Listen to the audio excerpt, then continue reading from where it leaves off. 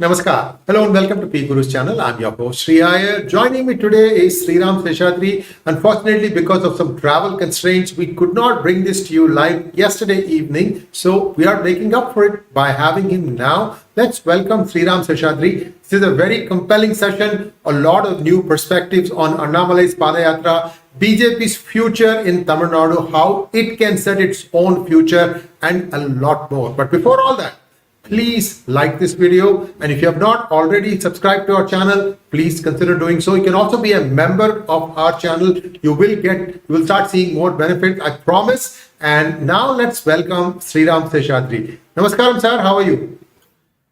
Sir, namaskaram. Namaskaram to viewers. My apologies to them for not joining yesterday. And last couple of weeks, we skipped the interesting Q&A sessions because of various reasons.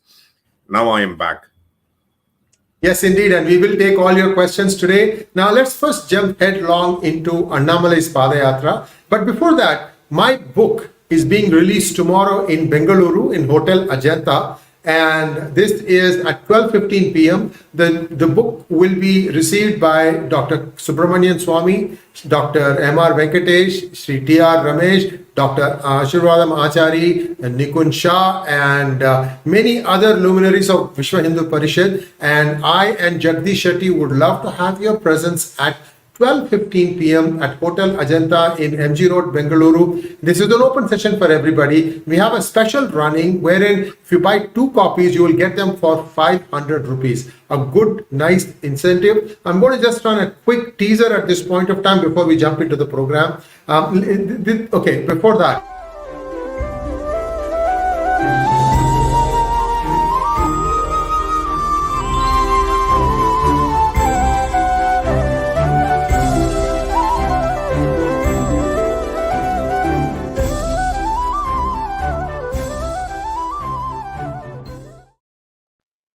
as always, for all you music aficionados, can you guess the rag?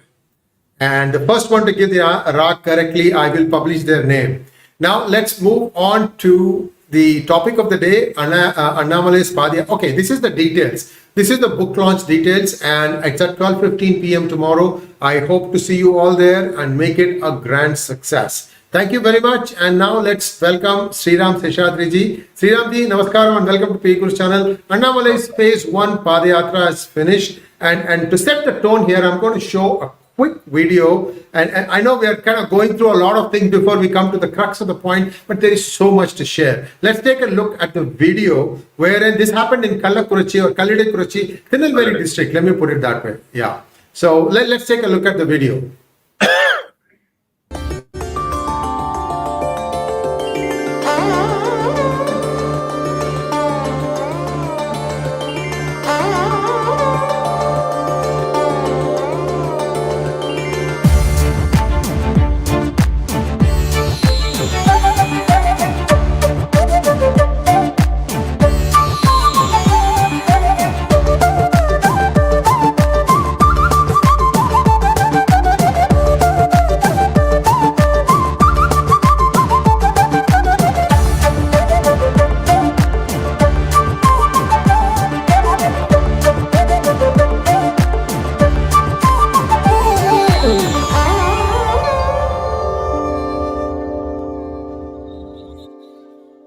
Over to you, sir. Thank you, sir. And then best wishes for your book launch in Bangalore tomorrow. Thank you, sir. So the phase 1 of Annamalai's Yatra, I'm not going to use the word Padayatra because many people have criticized saying that he just walks few kilometers and then goes by motorcade for several others. So I'm going to restrict this to just Yatra. The first phase got over couple of days back.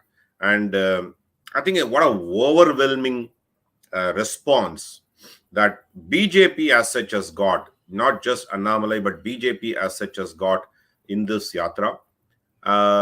Some of the very big highlights, of course, it covered about 45 to 50 assembly constituencies, which means about 7 to 8 parliamentary constituencies, within that. And out of the 5 phases, he's concentrating 2 phases in southern districts, which is about 18 constituencies put together, or less than 18 constituencies put together, concentrating on southern districts with 2 phases, and then other 3 phases in the rest of the region. What is more important here is the overwhelming response that the people have given.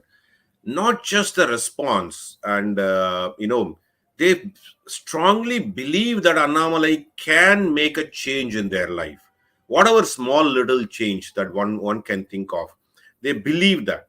And because he went on to say that when he started this yatra, and I think one of the private YouTube channels, he said there are a lot of people who come and give petitions, and who give certain recommendations, and there are many things that they can do, several things they cannot do. Even he went to the extent of saying that someone wants to run as a chief minister candidate, and then they gave it as a petition to that. Someone gave a petition for getting a Bharat Ratna or that Kamal Awards, Padma Awards. And then he said that go through that process, and then he will not interfere in that process. So these are some of the things that keeps coming. But more importantly, the issues faced by the localites, issues faced by the people.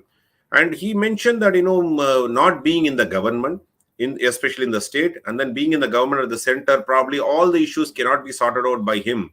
But still, whatever small little things that he could do, that makes a change in public life, that makes change in several people, at least a trust that he is sincere about it.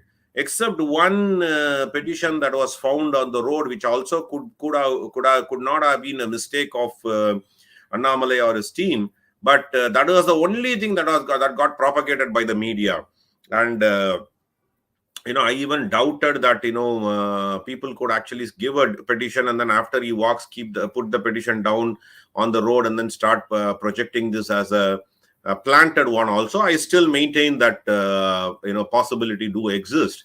But beyond that, nobody could say that this sincere efforts and attempts made by Annamalai is flawed. I think that is where he stands out.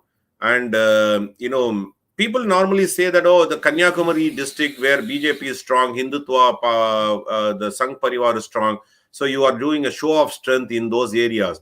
But no, starting from Ramanathapuram, Madurai, and then he went all the way to Tirunelveli, and then Kanyakumari, these areas, actually once one looks at, except the Kanyakumari belt, BJP has not been strong in any of these areas. And one should look at Ambasamudram or Tirunelveli.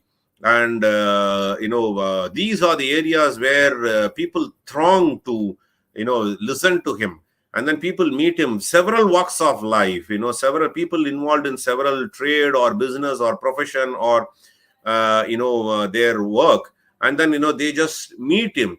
And most of them don't have a big demand saying that, can you do this, can you do that? Very, very small request, small attention to details. And then, he knows these, he responds to that favorably. He ensures that, the district president is, made aware of it, and then asked to keep a tab on it, and then update the status to the public. And likewise, wherever, he just lists that down and tabulates it, and then, tracks each one of the petition that has been received. I think it's a humongous, influence that he started demonstrating. While this is just the first phase, less than 20% of, or rather around 20% of the yatra has been done. We need to see how this is going to reflect when it comes to Delta and northern districts. I think that is where it's going to be the real strength, or probably that is when the Dravidian parties will start thinking that Annamalai is going to give him a big shocker. And I honestly believe that this is going to happen. And last time when I and Sri Iyer met in the studio, we were talking about this, and then I expressed that I'm waiting for a consent from Annamalai to when to join. And I am happy to share to the viewers here. He saw that program, and then gave a very positive feedback, positive comment about this program. And then he responded back to me saying to either to join in. My preference was Kadalur because that was my birth district. But he said, why don't I join in Srirangam? Kadalur also I can join, but more importantly, he preferred me to join in Srirangam. I wish to participate in the Srirangam yatra, and probably arrange for a shooting of the personal experience there and day in the life of his yatra. And then I will definitely bring it to P Guru's audience to see why people are so emotional about it. We all see how people are expressing the emotion, but my understanding, I want to understand what is that they have, what is that they are looking forward to. Why are they emotional about Annamalai? I think that phenomenon so far has not come out of this yatra, but at least I wish to bring why is that people are so emotional about Annamalai, and that is what my aim would be when I walk with him. Whenever this happens in Srirangam.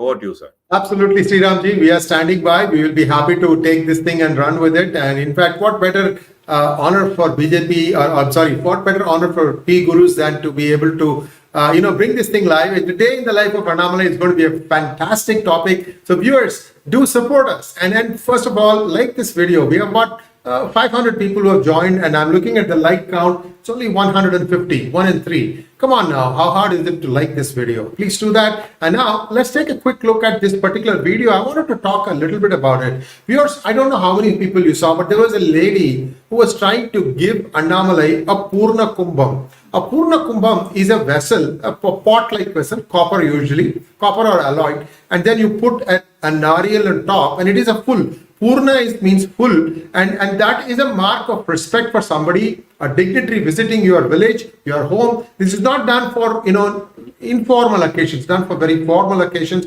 That's what she was trying to do. And she was also trying to bless him, I think. And he was a little too far away, she couldn't do it. And viewers, this is something it runs in our veins. And the reason I'm saying all this is because we have politicians who think nothing of treating us like the carpet, doormat, just ride roughshod over it. Why do I say that? There was one such event that took place in Telangana, deep south, in a village there. 2 priests were trying to offer Purna Kumbham to Sharmila Reddy, the sister of Jagannath Reddy, daughter of YSR. She had another YS, ABCD, some party. She hopes to, make that a presence in Telangana. And she just literally blew them off. Brushed them away with the harshest words. You could see it in her face. I don't know the language. I understand Telugu, but I didn't see the audio part of it. But it tells you everything. Hindus are being made fool of, guys. We are being ridden roughshod. How dare she do that? Why isn't anybody asking? I'm asking even Bandi Sanjay. He was the president of BJP at that point of time. Come on now, take up issues. Oh, you think that by asking that she will get more publicity? This is not about publicity. This is about us standing up for what we believe. We are Sanatanis. We are proud to be Sanatanis. We will fight for it. This nonsense has to stop. And she needs to send an unconditional apology to all the Hindus. Anyway, this is a different matter. And that is in Telangana. I also wanted to bring to our viewers' attention that during, I think, the 2019 or 2021 elections, Sriramji, you can correct me.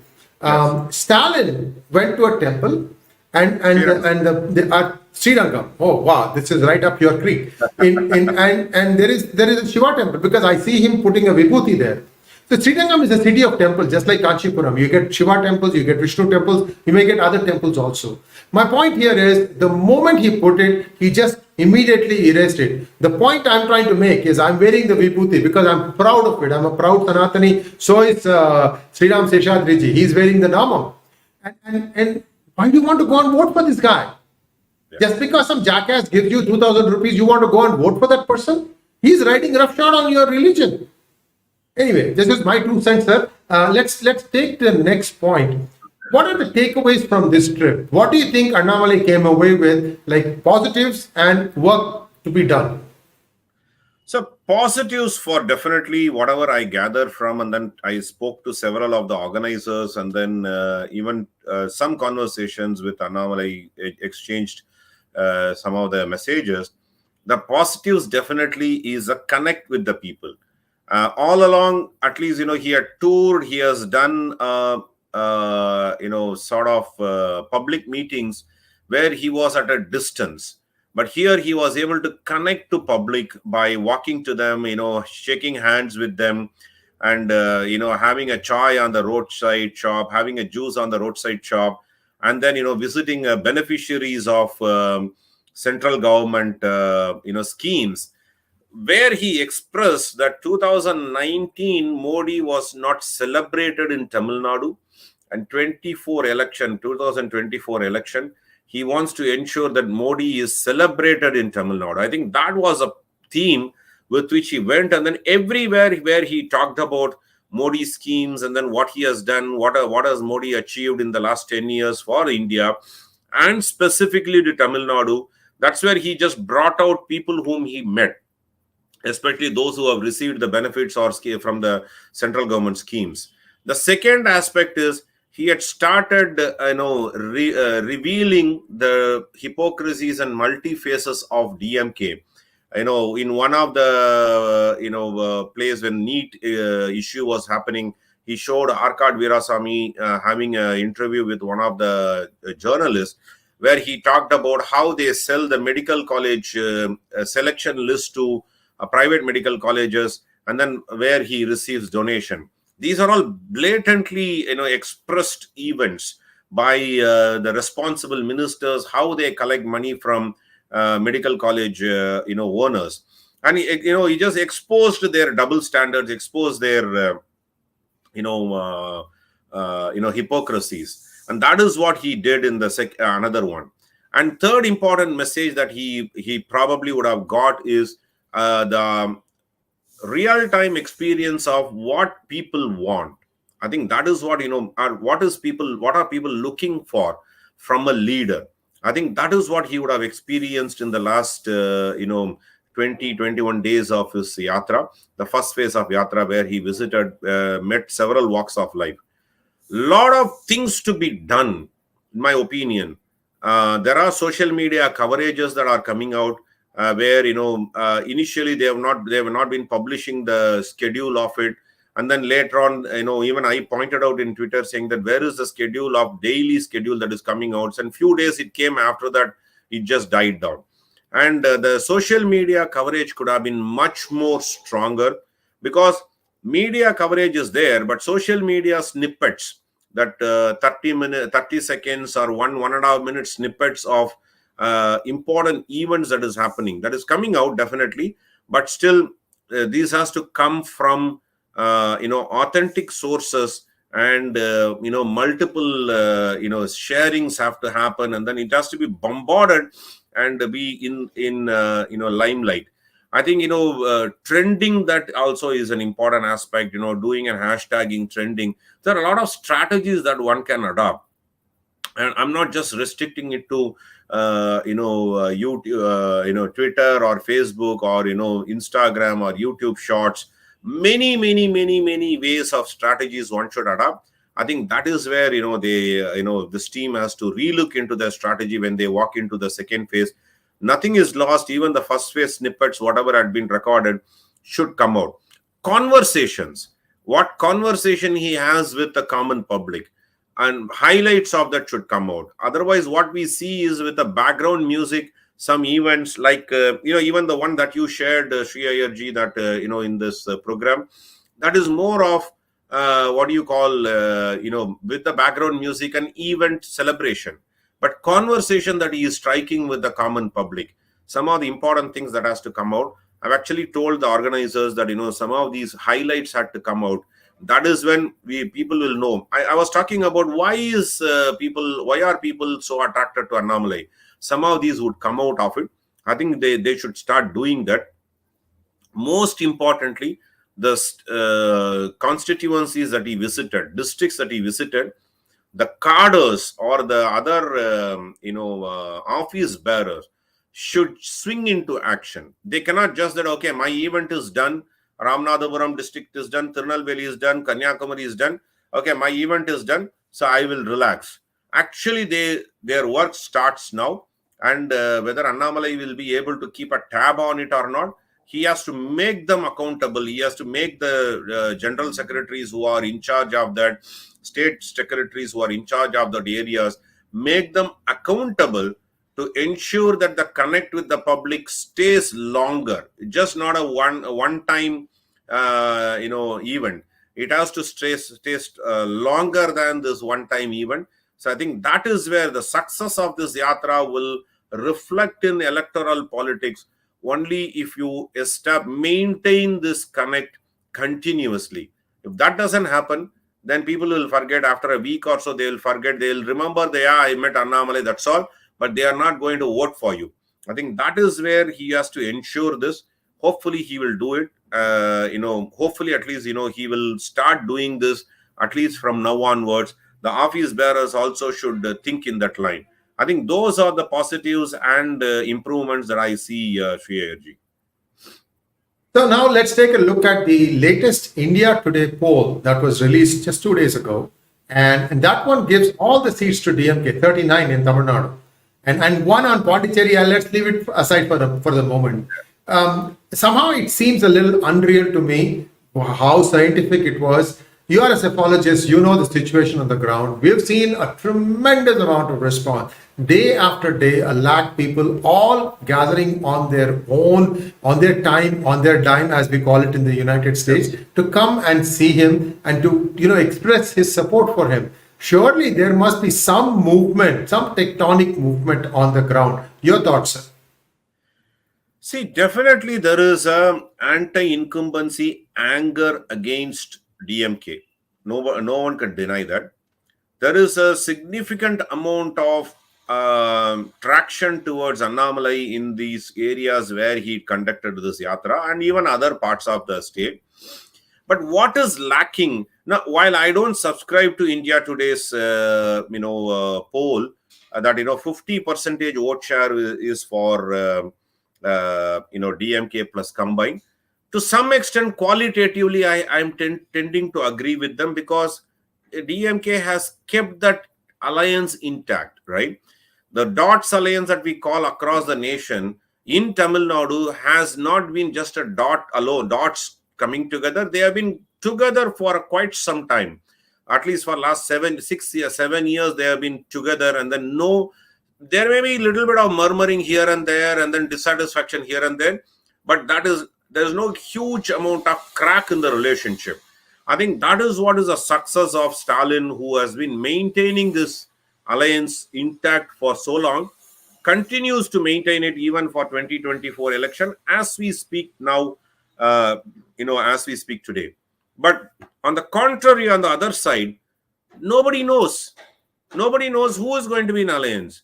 Is BJP and ADMK are still in alliance? One time they say yes, another time if any one of the ADMK leaders wake up from the other side of the bed, they say no, we are not in alliance, or they take a dig at Annamalai or BJP. So Annamalai has been restraining himself from responding, even to the same private YouTube channel, when he was saying he doesn't want to be the cause of friction in the relationship. At the same time, he has been tasked to grow the party, so he is balancing it both. So in my opinion, there is while it cannot be 100% sweep because of DMK's anti-incumbency and dissatisfaction, but definitely they are at least in the range of at least more than 50% of seats as of now. When we look at it, we still have 7 to 8 months to go to the poll, but during this period, the alliance, opposition alliance may strengthen. That is ADMK, BJP, and PMK, DMDK, and Pudhiya Tamizhagam. All those small parties alliance may strengthen further. I even expect TTV Dinakaran and OPS to join this alliance in some form or some flavor or other. So if that happens, then there is a hope that comes out of it. In fact, last time I said, independently, if BJP contests, they have a chance on 3 constituencies, and with ADMK, they may have a chance in 25 constituencies. I still maintain that if everything comes together. But as the day goes by, if things don't come together, then the result could end up clean sweep for DMK. So I start questioning the other things. Probably I'll dwell onto it later on in this program as to what are all my conspiracy theories or what are all my opinions about it. But at this point in time, while I do not give 100% credibility to the opinion poll, because being in psephology, there are multiple things you look at it. One is pure statistical modeling. What India today would have done is a statistical modeling, collect some 3,000 responses or 300 responses in this case. Less than 1,000 responses was what they would have got from Tamil Nadu. The sampling size sampling spread could have been different, because naturally they don't come to the ground and then collect it. They actually ask some agents to collect the data and then send it to them. Maybe through phone, they do a telephonic interviews, a telephonic survey, and then on the ground survey. And the mood cannot be captured in that. Most of the times, if you don't understand the politics of the state, the mood cannot be captured. I'll give an example. In Nilgiris, when we did a dipstick survey about 6 or 7 months back, even before the Karnataka election, when Raja talked ill of Tamil, the Hindu women, he degraded them. So we wanted to, do a dipstick of what is the mood of the constituency people. Most of them were angry against DMK, angry with DMK and A. Raja for making that statement. But when he asked, okay, do you think that you will vote, other way, that, not for A. Raja, but for someone else? They said, probably we'll stick to A. Raja or DMK. Or maybe if DMK changes the candidate in Nilgiris, we will stick with DMK. So the reason why we asked was, hey, look, DMK or ADMK or the parties who are supporters on the ground, when we have a problem in the police station, when we have a problem in the taluk office, or there is a function that is happening, or there is some mishap that has happened in the family, the local administrators, local office bearer, visitors, stand with us, provide some moral support, whether for the sake of vote or not, they provide some moral support. That is lacking in BJP. And because of that, even though we like Annamalai, we like Modi, we want Modi to be the prime minister, but local issues are more important to us. Even though there is a prime ministerial candidate or, central government election, local issues are important. Unless otherwise BJP starts supporting us in these areas, we will not be able to vote for BJP and then lose the support of these two Dravidian parties. This probably will not come out from these surveys when they capture. So the mood swings of the people. Imagine if BJP in that local area starts reacting to public issues, like what happened in the Enman Enmakkal Yatra, then people may quickly shift. The swing would be like last time when I said swing would be in the range of 25%. That swing actually will turn the tsunami the other way around. I think these are some aspects these surveys don't capture. They just capture statistical yes, no answer. And when you apply the emotional quotient to that, then the results may be different. But I'm still going to maintain that, DMK has an edge over the ADMK alliance or ADMK BJP alliance at this point in time, only because of their arithmetic alliance, only because of their chemistry and arithmetic alliance, not because of the misgovernance, not because of the anti-incumbency that people have against this government in the last 3 years. That government has not done anything to them. There are a lot of issues they face, but still on the opposite side, there is Seaman, who's sitting and taking away votes of the ADMK votes, almost 10% vote share he has, and 45 to 50% DMK combined this arithmetic has. What is left out is just 45%. Of that, the small parties like AMMK, PMK, and even put BJP 8, 9, 10%, so 15% is gone. And ADMK has 30%. Out of that, whatever the pollsters' opinion poll says, they are in the range of 17 to 18%. So remaining 12 to 13% are probably, and they don't want to vote for DMK, and hence they want to vote for, the ADMK alliance or neutral voters. And who is going to garner those neutral voters? That is where I feel that ADMK is not playing a very constructive role. BJP and ADMK or the combined, NDA combined, is not playing a constructive role in my opinion. And we will see what happens in the next 6 to 7, 8 months before the election. Over to you, sir.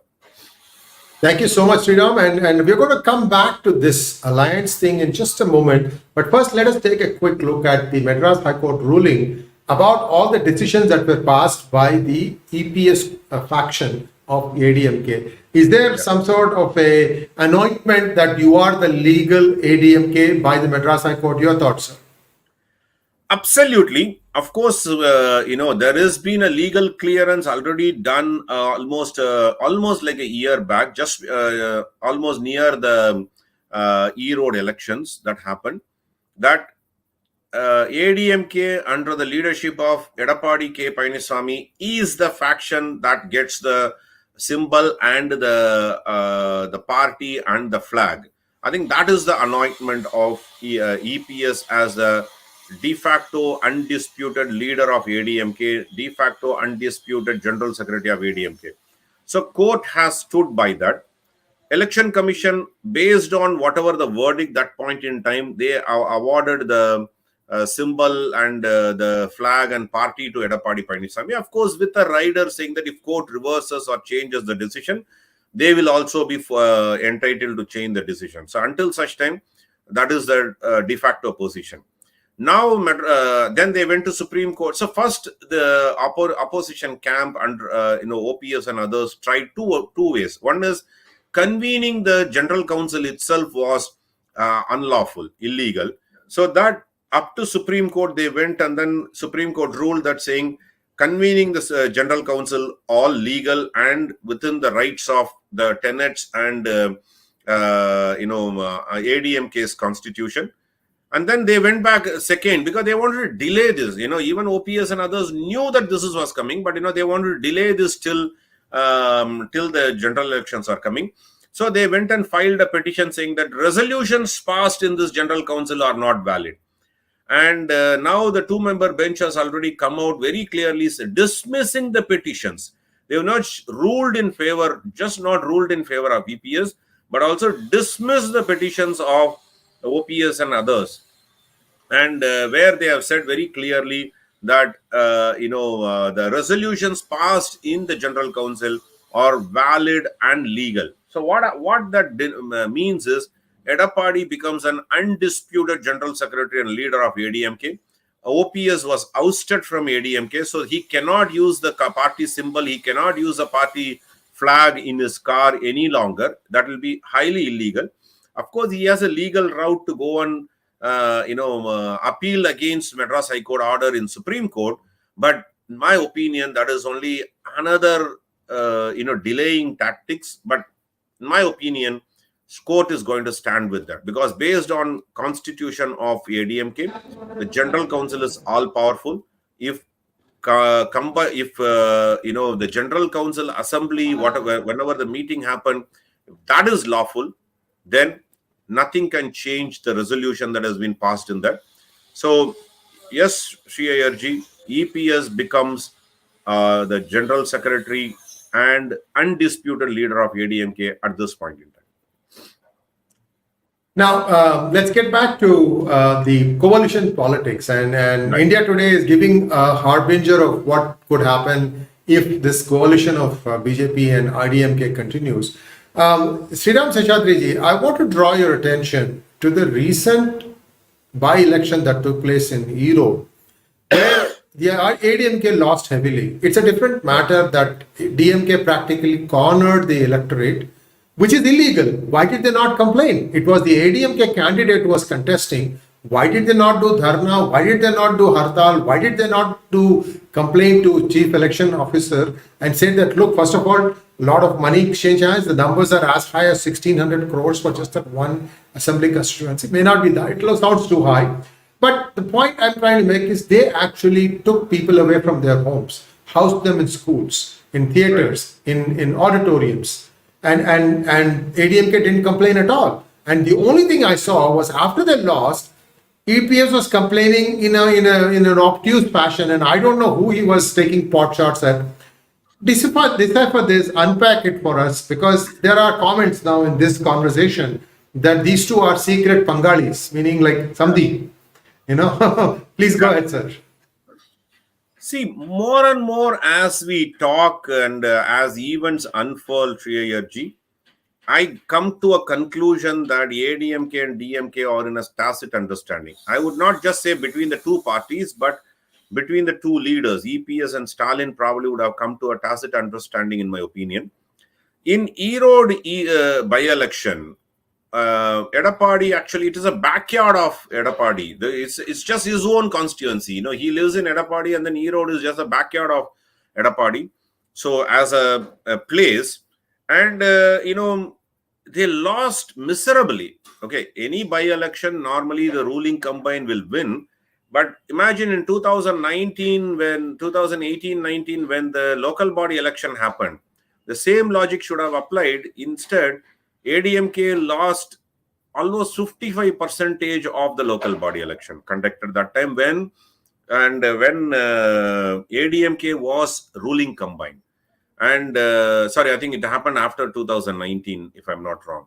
And after 2021 election also, they lost miserably, even miserably, when the urban local body elections happened. So what I'm trying to say is, it is natural that a by-election, the ruling party wins, but not this miserably. I think 45,000 or 50,000 vote difference was a huge one in that particular constituency. Second aspect is, he blamed somehow the Saiva Pillai or Saiva Mudaliar, who actually sided with DMK instead of ADMK, and he didn't say in particular reference, but I think he meant them. Of course, minorities were about 45,000 people in that constituency, if I'm not wrong. It could be somewhere around 40,000. They went and voted lock, stock and barrel for DMK.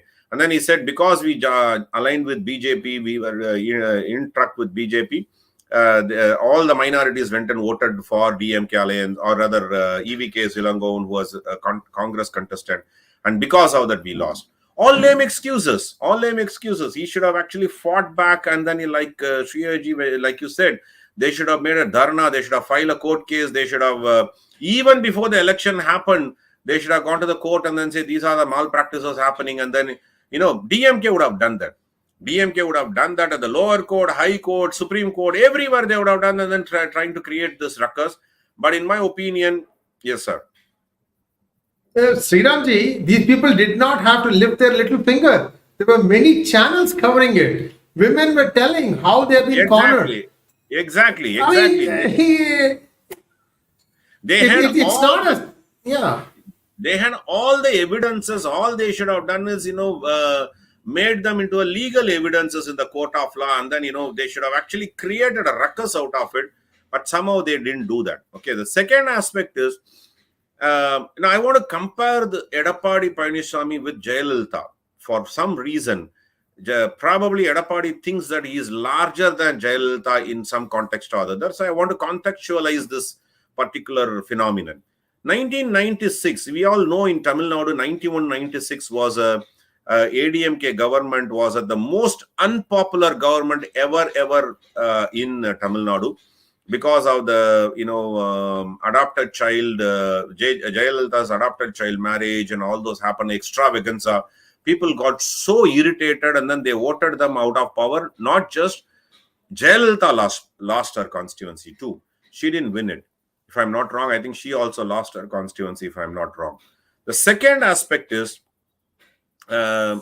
immediately after that, for 1998 parliament election, Jayalalitha went to DMDK's office. Jayalalitha went to PMK Tailapuram Ramdas's house. Jayalalitha went to Kamalalayam. She even met, invited Varapadi Ramamurthy to join, but not Congress. So she just reached out, because that's not her personality. She always expects people to come to her, but instead she reached out to everybody, and then said that, she made a statement that Vajpayee is our prime ministerial candidate. So all these efforts she took, of course, 98, she could come back in 98 election. Whereas Edapadi, the 2019 Lok Sabha election, that local body election, 2021 election, 2021 local body election, continuously 4 or 5 elections, he kept losing. Miserably losing, not just losing, miserably losing. And still, He has not reached out. Today, even now, we don't even know who are all going to be in the alliance. Is PMK in the alliance? Nobody knows. Is DMDK alliance? Nobody knows. If BJP is in alliance, probably yes. But that too, nobody knows what would happen. Is Pudhiya Tamazhagam in the alliance? Is AMMK totally out?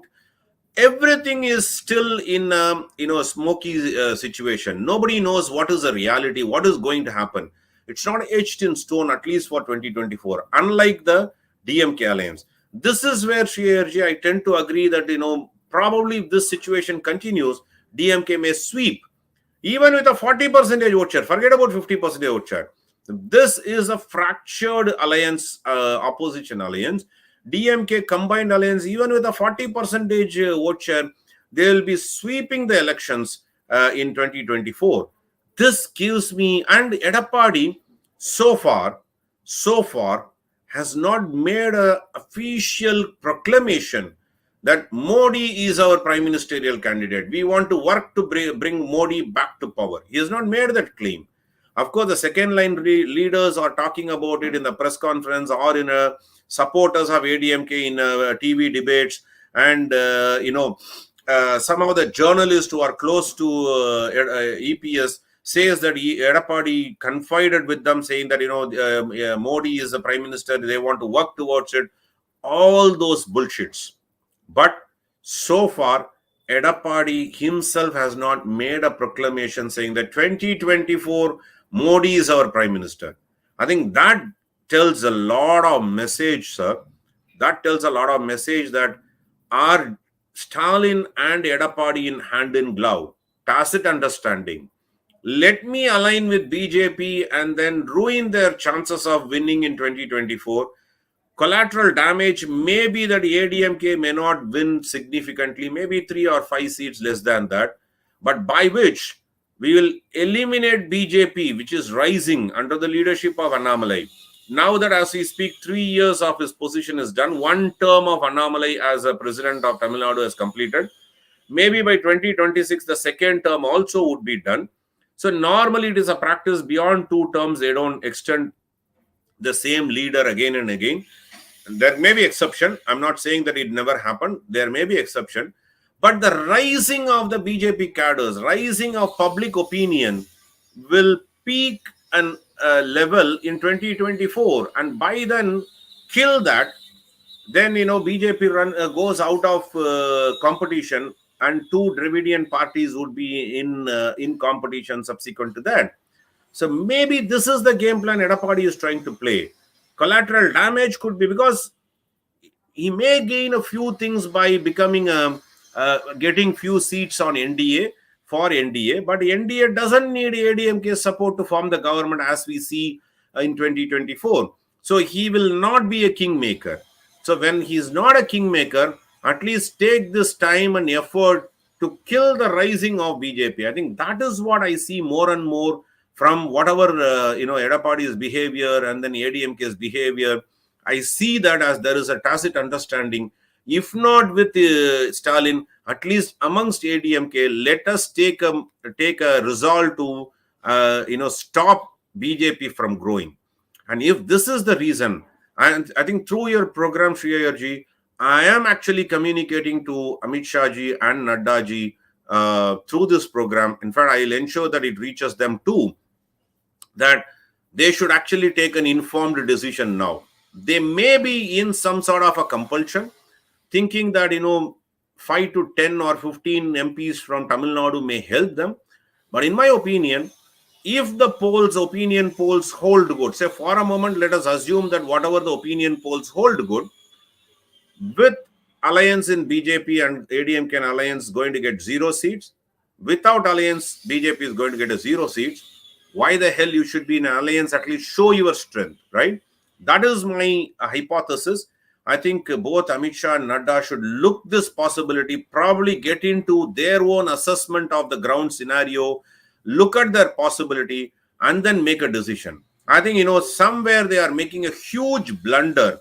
What Congress did, through which Congress now are at the begging bowl, and then they are holding the feet of DMK for survival in not just in Tamil Nadu, but also for their all India survival.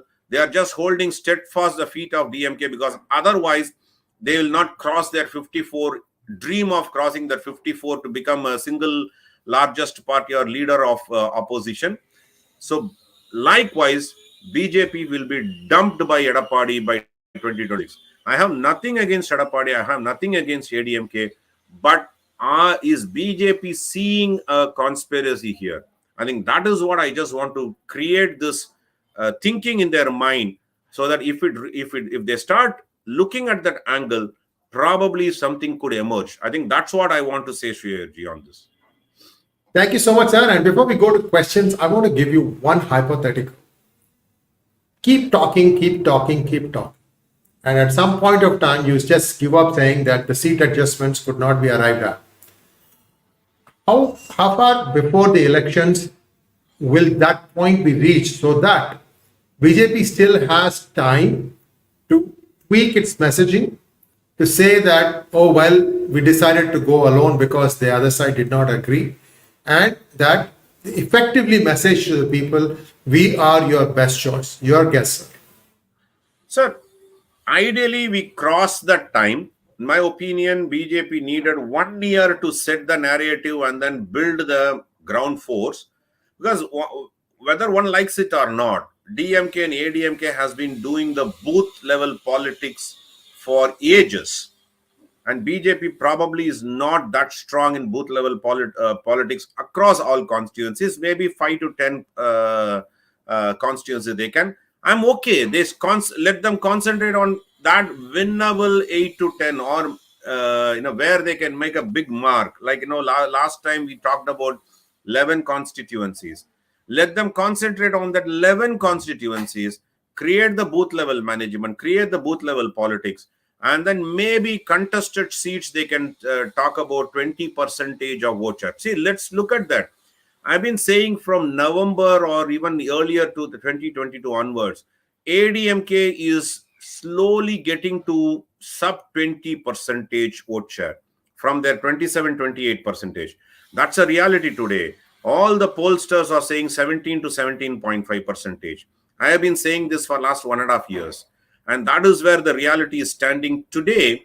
So which means, and I have been saying that, BJP would be in the same range of 18 to 20% when the election happens, if they contest on their own with the other allies. So which means ADMK and BJP combined, the NDA will become 35 to 37% combined again in 2026, right? And this is what my hypothesis is. Nevertheless, though I said we have lost the time, by about December, if this is done, you still have a momentum to catch up in 8 to 10, parliamentary constituencies, or maybe flip it to 15 maximum constituencies. You could still concentrate, create this ground force, etc., and then make another round of, travel by Annamalai and other leaders, everything. But if we drag on till the last day of filing the nomination, then game is lost. I think Edappadi will drive this to that level of last day. He did that in 2019. He did that in 2021. And he tried that in local body election after 2021. Annamalai, that's when he became the president of Tamil Nadu. He said, sorry, the first meeting itself, let's decide now. When I walk out, let's go walk out with the decision. Else, I'm going to go alone. I think that decision has to be taken.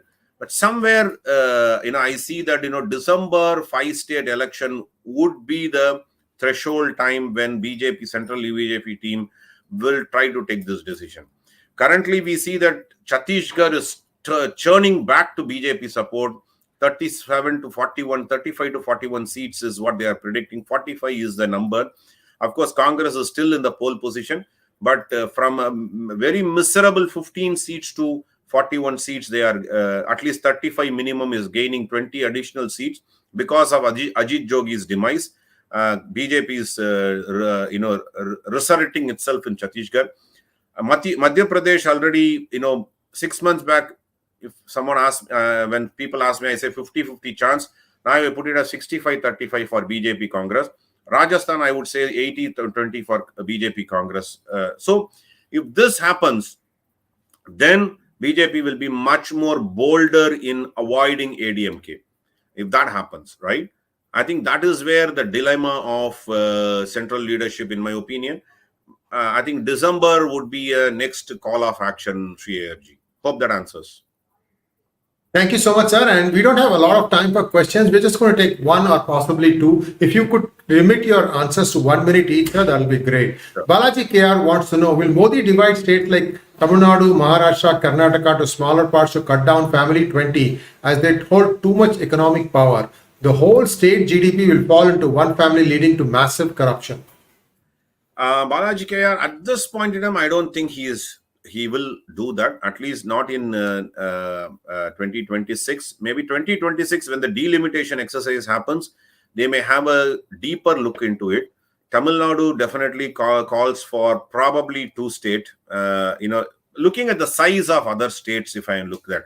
But then UP is much larger, 20 crore population, which means that needs to be divided further. So without that, when you start touching Tamil Nadu or Maharashtra, Karnataka, people will, and there is no need, there is no demand from anybody. Unlike Telangana, there is no demand from anybody. So I don't think that, this will happen in the near future, in my opinion. Next question, please. Anshuman Singh wants to know, sir, why aren't more center leadership being involved in the Padayatra? I think it's better, Anshuman, that, central leadership stays away, because number one, if they participate, they need to converse in Hindi. So it is better that they stay away. Annamalai is definitely a right choice to take that. He's actually getting the local leadership. Say, for example, Professor Srinivasan is highlighted in Madurai districts, Madurai and adjoining districts. Ponar is, highlighted in other, in Kanyakumari, Naina Nagendran in Tirunelveli. So he's actually highlighting the local regional leaders here. I think that's the right way. Probably reopening session of the next phase, or some sort of a milestone. Of course, central leadership can participate. Other than that, I think, in my humble opinion, central leadership should stay away as of now. Thank you so much, sir. And that brings us to a close of today's question and answer session. I'm sorry we are not able to answer all the other questions. I have a hard stop. Sriram ji, thank you so much, sir. It's been a long haul today, 2 programs back to back almost. And viewers, please like, share, and subscribe to our channel. Don't forget to click on the bell button for notifications. And I hope to see all of you Bengaluru guys tomorrow at Hotel Ajanta. Namaskar. Namaskar. Thank you, sir.